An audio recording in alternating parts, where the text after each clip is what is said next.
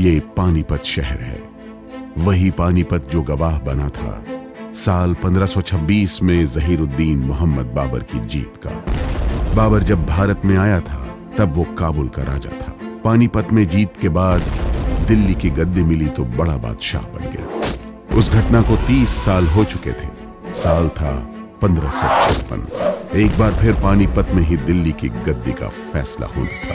कहने को बाबर का नाबालिग पोता जलालुद्दीन मोहम्मद अकबर हुमायूं की मौत के बाद दिल्ली का बादशाह तो बन गया था, लेकिन उसकी स्थिति डांवाडोल थी।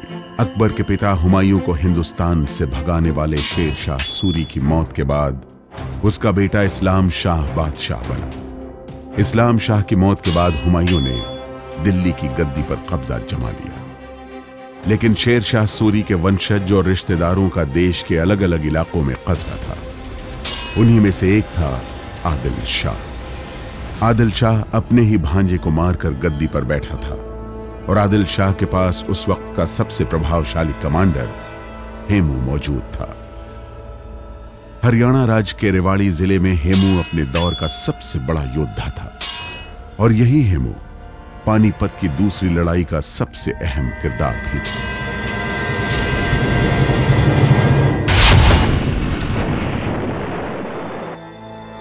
हेमू के बारे में जितनी हमें सूचना मिलती है वो फारसी में ही मिलती है। तारीख़ मुश्ताक़ी लिखी गई थी 1572-73 में। उसमें सबसे पहले वो अफ़गानों की तरफ का बयान है। तो हेमू के बारे में एक तो ये सब कहते हैं कि वो बनिया जाति का था और ढूसर जाति का था। अब ढूसर अब दो में डिवाइड हो गए हैं। अब एक हिस्सा एक भाग उनमें ब्राह्मण हो गया है, लेकिन उस ज़माने में वो बनिया समझे जाते हैं। और ये भी अबुल फल कहता है कहाँ तक सही है नहीं कि वो शुरू में उसने नमक बेचने का कारोबार रेवाड़ी में किया। नून का व्यापार था, जिसको नून का व्यापार बोला करते थे। नून का व्यापार इसेंशली आर्मीज के साथ हुआ करता था। ये this was not like the normal house hold residential use वाली चीज़ नहीं थी। ये industrial use, military grade industrial use item था, जिसका की खरीद फरोख्त करने वाले ये लोग। फिर हमें मालूम होता है कि इस्लाम शाह ने के ज़माने में वो मुलाजिमत में आया। इस्लाम शाह बादशाह हुआ 1545 में। शेर शाह सूरी का बेटा था और 1554 में उसका इंतकाल हुआ। तो ये 9 साल हुकूमत की, लेकिन बहुत उसका पूरा कंट्रोल रहा पूरे उत्तर भारत पर और बहुत मजबूत बादशाह था। तो उसके ज़माने में ये में हेमू आया सर्विस में और उसने बहुत इसे तरक्की दी और हेमू को शहनाए बाज़ार यानी पूरी जितनी भी मार्केट्स थी उसके एम्पायर में उसका कंट्रोलर बनाया और इस तरह से उसको काफ़ी तरक्की मिली। इस्लाम शाह के इंतकाल के बाद उसका बेटा फ़िरोज़ ख़ान था। वो छोटा बच्चा था, लेकिन उसके मामू ने उसे मुबारिज़ ख़ान ने मार दिया, कत्ल कर दिया ग्वालियर में। और ये हेमू उस साजिश में शामिल थे और इसलिए जब वो मुबारिज़ ख़ान बादशाह बना मोहम्मद आदिल शाह के नाम से, तो उसने हेमू को अपना वज़ीर बना दिया। कि ये एक मिनिस्टर था और इसका जो चार्ज था वो बेसिकली फाइनेंसेस मैनेज करना था। पर ये हमें ये याद रखना चाहिए कि किस शासक के फाइनेंसेस मैनेज कर रहा है। ऐसे शासक के फाइनेंसेस मैनेज कर रहा है जो कि बेरली शासन कर पा रहा है।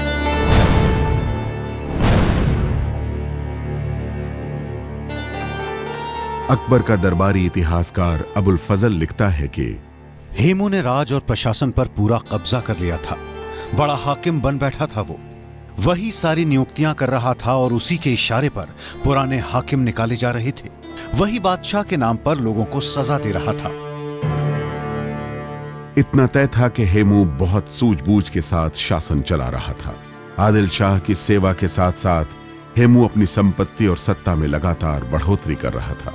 इस बारे में अबुल फजल लिखता है, हेमू बाहर से आदिल शाह के लिए पूरी तरह से वफादारी दिखा रहा था, लेकिन भीतर ही भीतर वो अपने लक्ष्य के लिए काम कर रहा था।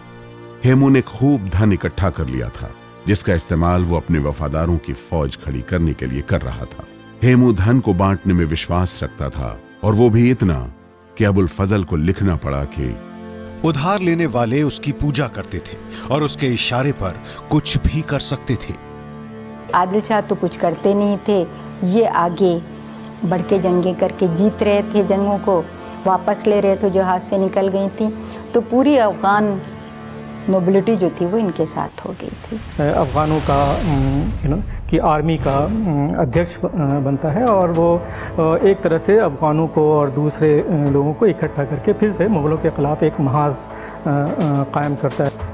हेमू ने अपनी ताकत को कभी दंभ और अहंकार नहीं बनने दिया और यही उसकी खासियत थी।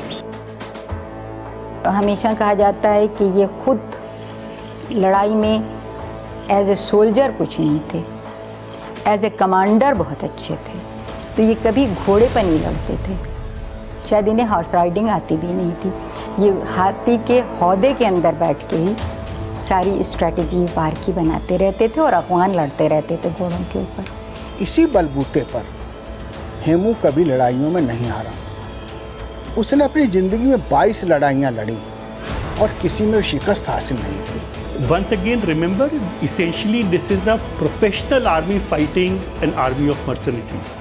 तो सक्सेसफुल वॉरियर होने के लिए जो इसके पास जो मेन चीज़ थी, रिमेंबर ये अभी भी शेरशाह की फ़ौजें चल रही हैं।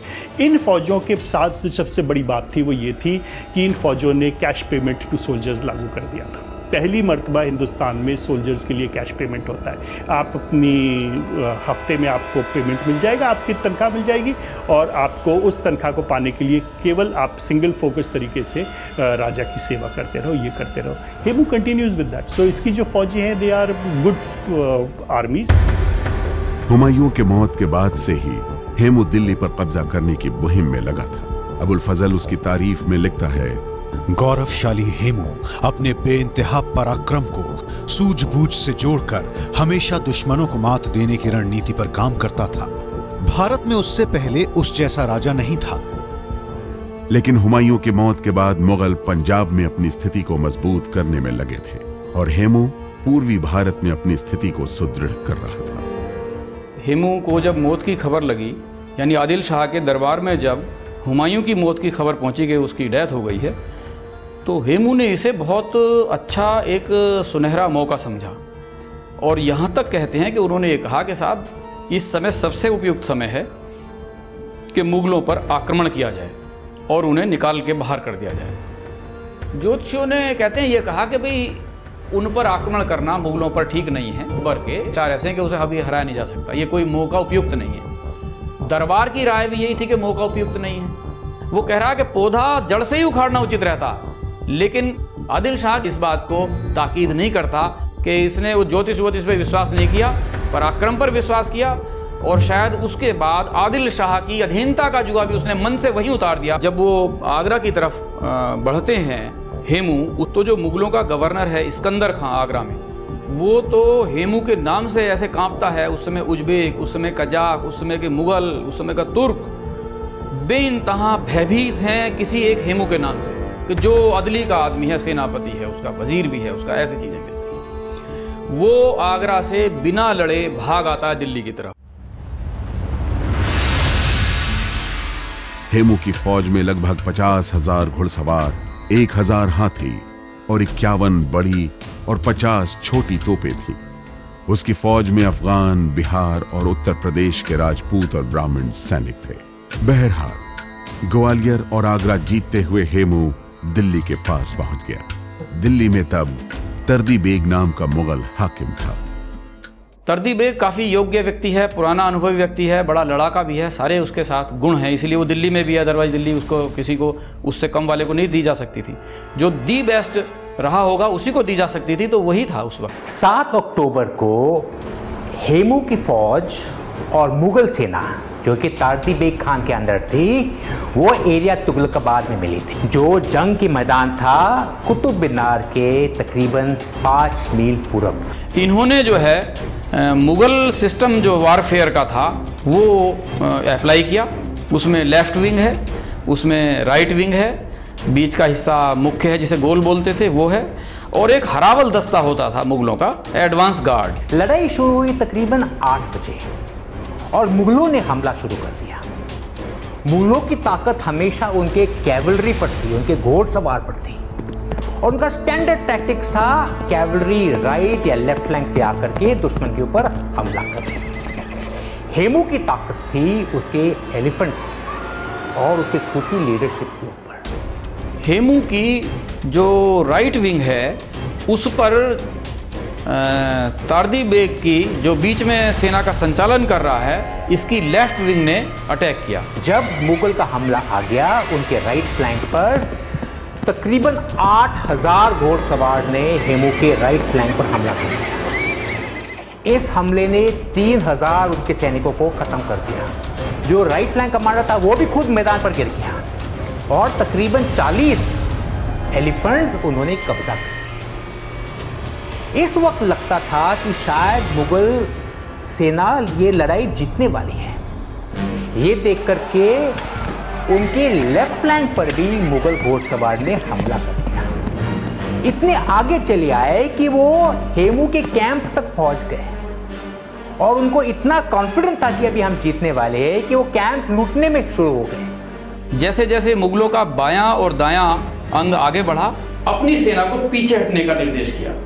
लड़ते लड़ते ये लोग पीछे हटते गए और पीछे हटते गए तो उनकी लेफ्ट विंग और उनकी राइट विंग वो आगे बढ़ती गई, ताकि मुगल को लगे वो हारने वाले हैं, वो विड्रॉ करने वाले हैं। और फिर बाकी दस्तों को लेकर के तकरीबन 3000 घोड़सवार, तकरीबन 300 घोड़े को हाथी को लेकर के उन्होंने हमला किया सीधा तारदी बेग के कुल में।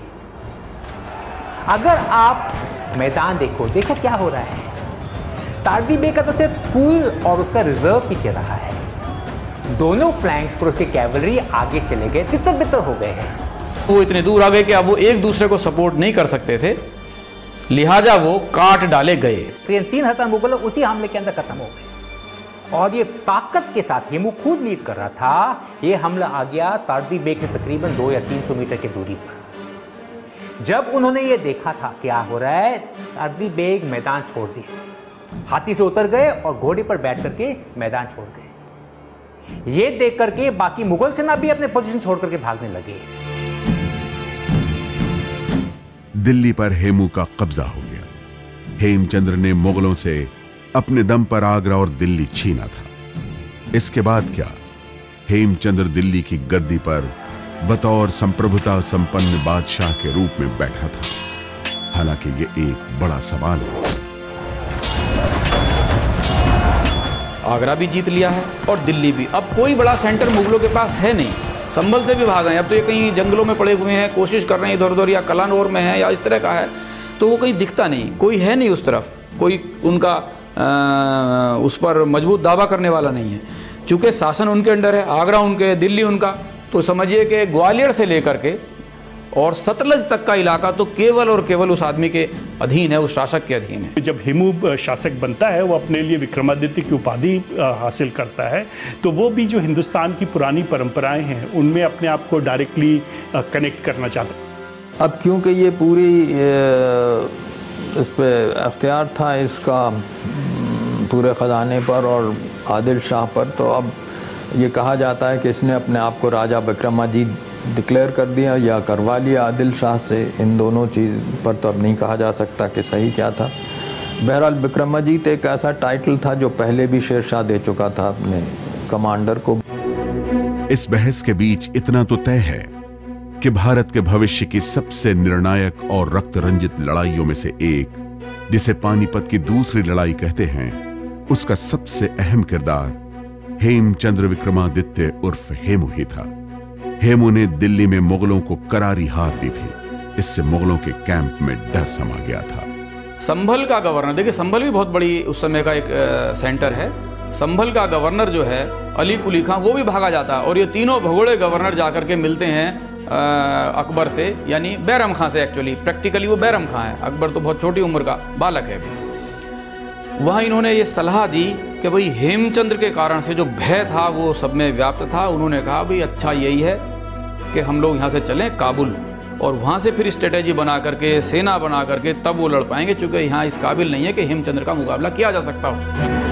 ऐसे में ये कहते हैं कि कुछ तारदी बेग से इनकी पर्सनल थोड़ी एनिमिटी थी, दुश्मनी थी बैरम खां की, और उन्होंने ये मौका देखा और ऐसे मौके पर तलवार निकाली और वहीं उनकी गर्दन काट दी गई जब वो ऐसी सलाह दे रहे थे और वही डिस्कशन चल रहा था। बड़ा साफ मैसेज था, ये अकबर के सहमति से ही किया गया था। दिल्ली में हारने के बाद मुगल सेना बैरम खान के नेतृत्व में पंजाब से दिल्ली की तरफ बढ़ी। बैरम खान ने दिल्ली की तरफ कूच करने का फैसला किया। उसकी फौज तकरीबन 20,000 की थी।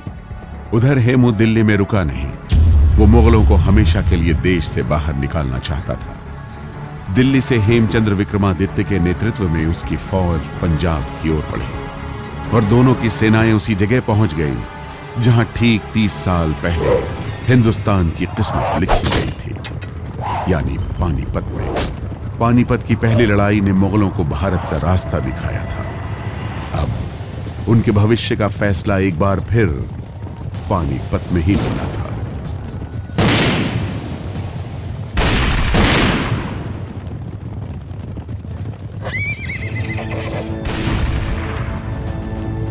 मुगलों की सेना में हेमू का खौफ था। हेमू की सेना अपराजित थी, उसमें आत्मविश्वास कूट कूट कर भरा था।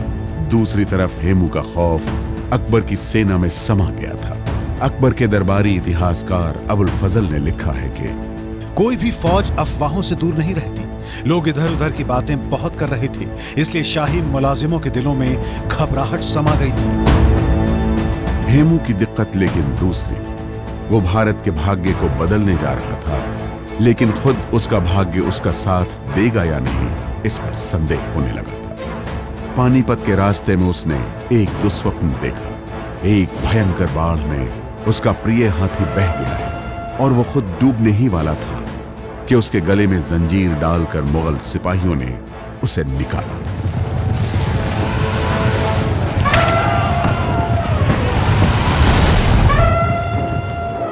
सपनों का अर्थ निकालने वालों ने कहा कि इस दुस्वप्न का अर्थ है हार और मृत्यु, लेकिन हेमू तो हेमू था। उसने कहा स्वप्न के मतलब का ठीक उल्टा होगा, वही जीतेगा और जीवित रहेगा।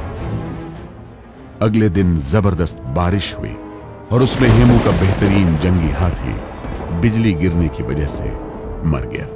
इन घटनाओं से हेमचंद्र विचलित नहीं हुआ।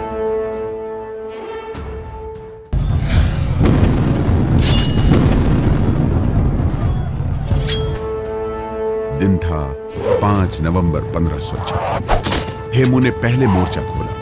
उसके बाएं और दाएं खेमों ने मुगलों को पीछे ढकेलना शुरू कर दिया। बड़ी संख्या में मुगल सैनिक मारे जा रहे थे। जो लड़ाई में मुगल सैनिक बचे वो मैदान छोड़कर भागे नहीं। उनके हारे हुए जो लेफ्ट और राइट की विंग्स थी मुगलों की, वो टूट जाती है, लेकिन टूट के उन्हीं के सैनिक घोड़ों से जाकर के फिर इनके पीछे से वार करने लगते हैं। इसको वो नहीं रोक पा रहे हैं। हेमू खुद अपने जंगी हाथी हवाई पर सवार होकर युद्ध के मैदान में था। हेमू अपने फौजियों के लिए बड़ी प्रेरणा था। अबुल फजल उस लड़ाई का विवरण करते हुए लिखता है, हेमू अपने हाथी पर बहुत शान के साथ बैठा था। उसकी शुरुआत ताकतवर थी। गजब की वीरता के साथ हेमू और उसके फौजी लड़ रहे थे।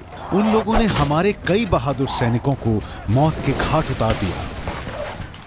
तो वो उनकी जो मनोबल है वो सेना का बहुत टूटा हुआ है, चूंकि उनका सामना किससे हो रहा है कि हेमचंद्र विक्रम हेमू से हो रहा है, हेमू बक्काल से हो रहा है उनका सामना।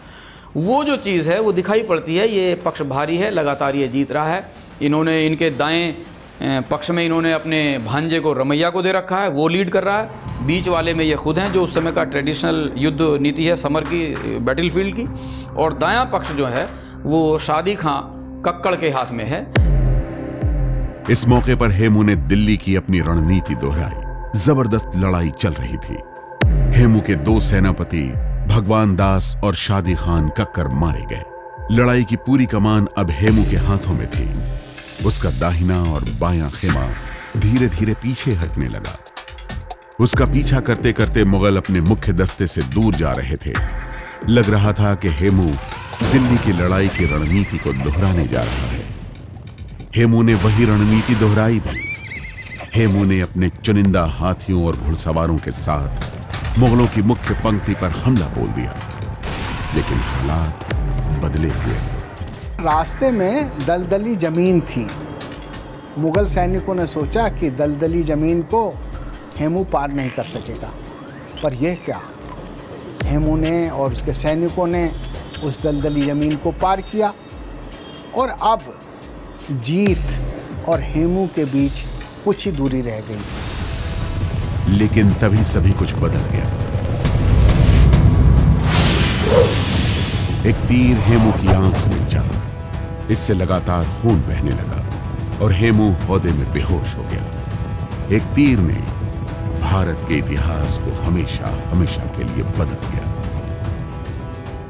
महावत ये सोचता है कि मैं इन्हें पहले सुरक्षित ले चलूं, लड़ाई जारी रहेगी, लेकिन सेना ने ये सोचा कि ये मारे गए, ऐसी स्थिति आती है और उसमें अल्टीमेटली उस हाथी को कैप्चर कर लिया जाता है मुगलों के एक सेना नायक के द्वारा। और इनको इस तरह से मुगल मतलब सेना हार गई, जीती हुई सी सेना हार गई और पकड़ करके रस्सी में बांध करके बाद में इन्हें वो दरबार में, वहीं जो दरबार बैटलफील्ड में लगाया गया, जीती हुई पक्ष के द्वारा उनके सामने पेश किया जाता।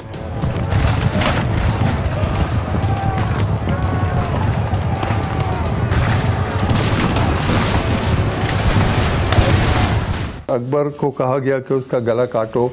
उसने कहा कि नहीं, मैं इस हारे हुए गिरे हुए दुश्मन का गला नहीं काटूंगा। फिर बैरम खान ने उसका गला काटा। एक वर्जन तो अबुल फल का है कि अकबर ने मना कर दिया और दूसरा वर्जन बाकी सब मौरखों का है, जिसे मैं फरिश्ते का सही समझता हूँ। सर काटना किसी का आसान नहीं होता है, तो इसलिए इन्होंने जो तलवार वार किया उसमें कुछ नहीं हुआ, तो फिर बैरम खान ने बहुत जोर से तलवार से उसकी गर्दन काटी। भारत के महानतम योद्धाओं में से एक हेमू का सर काट दिया गया। उसके कटे हुए सिर को काबुल भेजा गया, जबकि उसके धड़ को दिल्ली के पुराने किले के दरवाजे पर लटका दिया गया। मुगल परंपरा के मुताबिक हेमू की सेना में मारे गए सैनिकों के सर से मीनार बनाई गई। पानीपत की इस दूसरी लड़ाई के बाद हेमू की कहानी खत्म हो गई और अकबर की शुरू हुई। लेकिन इतिहास के रक्तरंजित पन्नों से हेमू और उसकी वीरता की कहानी मिटी नहीं।